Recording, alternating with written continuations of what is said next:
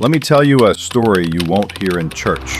A story whispered only in old texts, in apocryphal corners of Scripture, half remembered and half feared. It begins not with angels or prophets, but with a shadow, a figure people have always called demon. His name is Asmodeus. If you've heard it at all, you probably imagine fire and lust, a horned monster destroying lives out of pure malice. That's the way the story is usually told. But stories are written by the victors. And this one, it was written by angels. So for once, let's turn the page from the other side. Let's look at the story through the eyes of the so-called demon himself. What if he wasn't a villain at all? What if he was a lover? Listen closely. Long ago, in the land of Media, there lived a young woman named Sara. Her family was wealthy, respected, pious. From the outside, her life looked blessed. Suitors came to her father's house with eager eyes and heavy purses, dreaming of her hand. But Sara carried a curse no one could see. Every time she was given in marriage, her husband would die before the marriage was consummated. 7 times it happened. 7 men, all struck down on the very night of their wedding. People whispered. They said the girl was cursed, unclean, touched by darkness.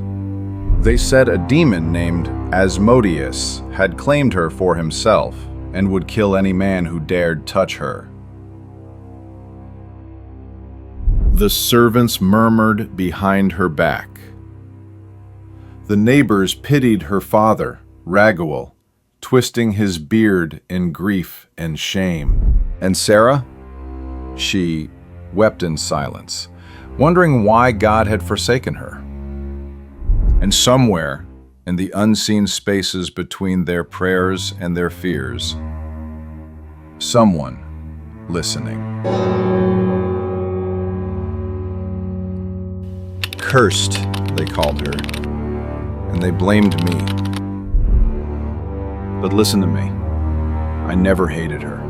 I never sought to ruin her life. I loved her. Do you hear me? I loved her with the kind of love that sears through bone and soul. The kind of love that burns hotter than the sun and colder than the grave. He wasn't the shadow in the corner just to frighten her. He wasn't there to revel in her tears. He was there because he could not stay away. Each time a suitor placed a ring on her finger, Asmodeus would shudder with rage. Each time a man touched her hand, he would tremble with jealousy. And when night came, when the candles burned low and the marriage bed waited, he would strike. Not out of malice, but out of desperate possession. Better dead than hers, he whispered of those men. Better ashes than rivals. Was that love, or was it madness? Perhaps both. But in his heart, Asmodeus believed he was stressed protecting her, protecting what was his. Of course, Sara didn't know his heart. All she knew was death. She wept until her pillow was soaked with tears.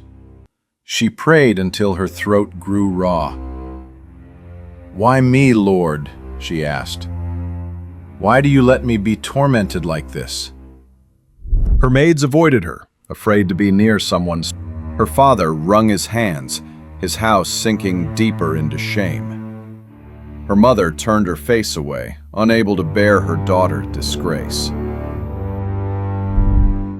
And in the shadows, Asmodeus watched. "They despise her," he hissed, "but I would cherish her. They abandon her, but I will never leave her." If Sara had turned her eyes just once, if she had seen the shape that lingered behind her lamp flame, perhaps she would have felt it.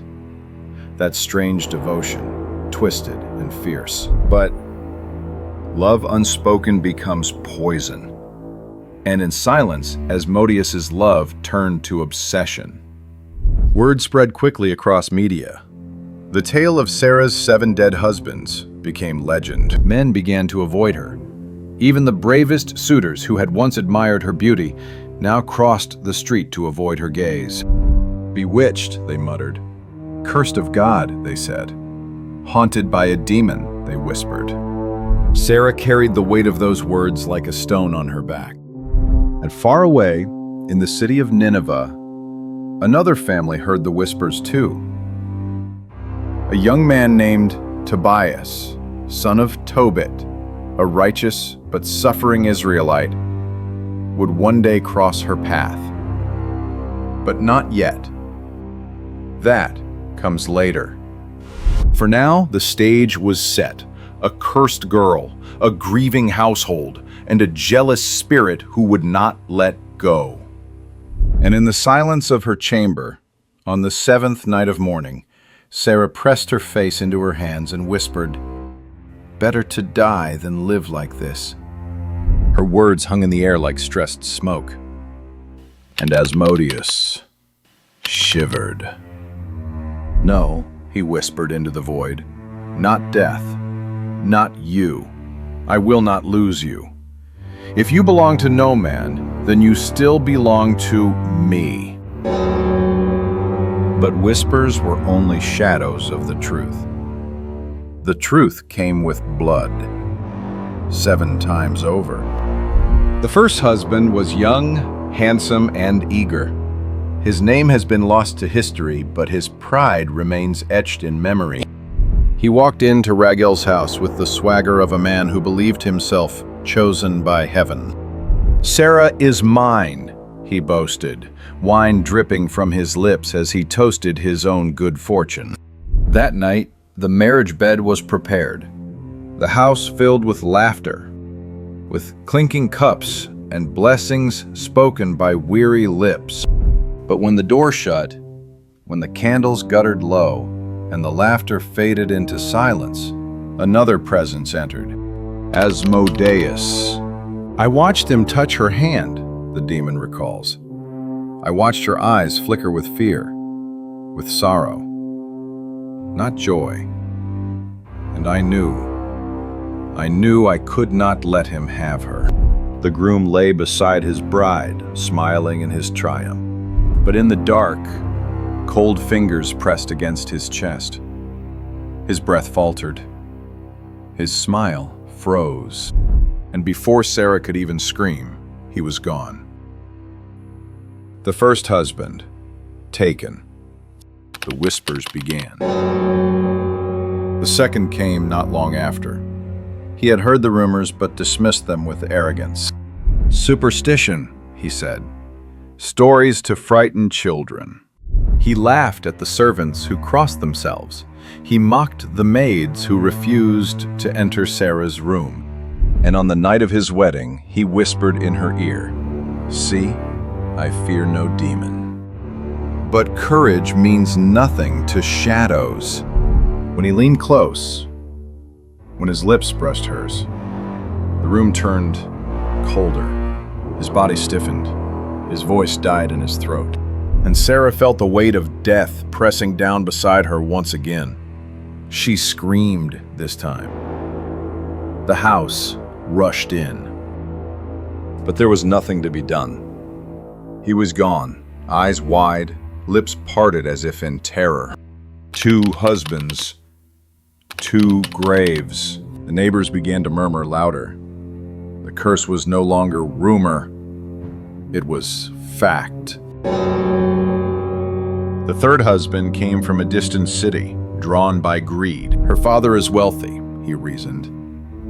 Even if she is cursed, perhaps I can profit before I perish.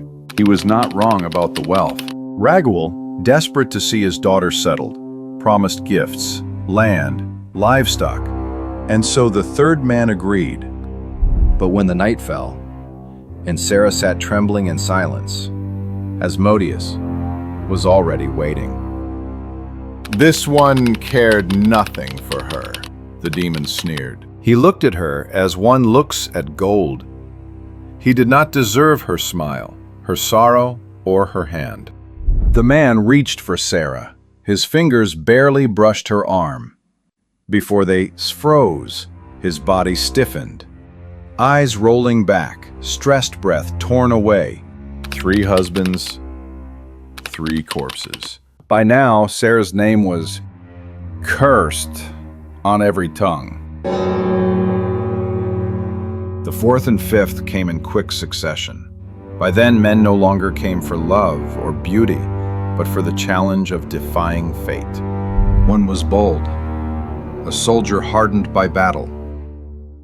He sneered at the idea of demons. I've slain men, I've faced swords. What is a ghost to me? The other was pious, convinced he could pray away the curse. He quoted scripture, filled the house with hymns, carried amulets and charms, but neither courage nor prayer availed them. On their wedding nights, both were taken. One choked mid-laugh, hand frozen on his sword hilt. The other died mid-prayer, words strangled on his lips. 4 and 5, both gone. By now, the servants refused to prepare wedding beds. The neighbors spat when Raguel passed. Mothers clutched their sons tighter when Sara walked by. The 6th was desperate, a poor man, lured by the promise of wealth. He trembled as he approached Sara. He begged for her blessing, begged that the curse might pass him by. Sara wept openly this time. "Leave me," she begged. "Do not do this. You will die. I cannot bear another death." But he would not listen. And so, as the candles dimmed and the silence deepened, Asmodeus came again. This one, he was pitiful, the demon said softly. But still he dared to claim her. And so he joined the others. The 6th husband died with tears on his cheeks, prayers unfinished.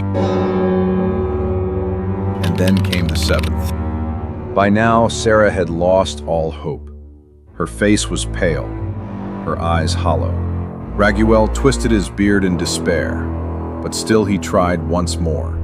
The 7th was brave, or perhaps foolish. He believed he could outwit fate. Sara sat on the edge of her bed, hands clasped, whispering to heaven, "Please, Lord, if you will not free me, then take me. Better to die than endure this curse again." Her words stabbed Asmodeus deeper than any angel's blade. "She begged for death," he whispered. "She would rather die than belong to me. And yet, still, I loved her. Still, I could not let him touch her." The 7th husband never saw the dawn. His body was found cold, his lips blue, his bride untouched and weeping. 7 men, 7 graves. Sara was cursed, her family shamed, and Asmodeus, in the shadows, remained unrepentant. By now, Sara could barely lift her head. Her prayers turned bitter, her tears endless. She cursed her life, her fate, her unseen tormentor. Her servants avoided her. Her father despaired. Her mother despaired.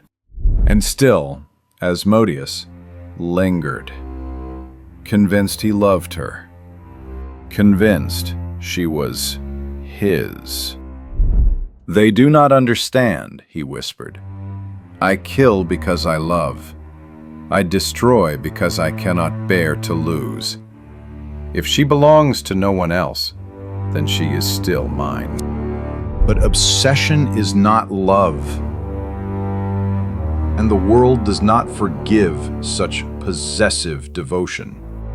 Somewhere far away, an angel stirred. And the story began to shift. What do you think? Was Asmodeus truly in love? Or was it only obsession? Tell me in the comments. And if you're ready, We'll continue the journey in the next chapter. If you liked this video, don't forget to give it a thumbs up, share it with your friends, and hit subscribe for more intersetting stories.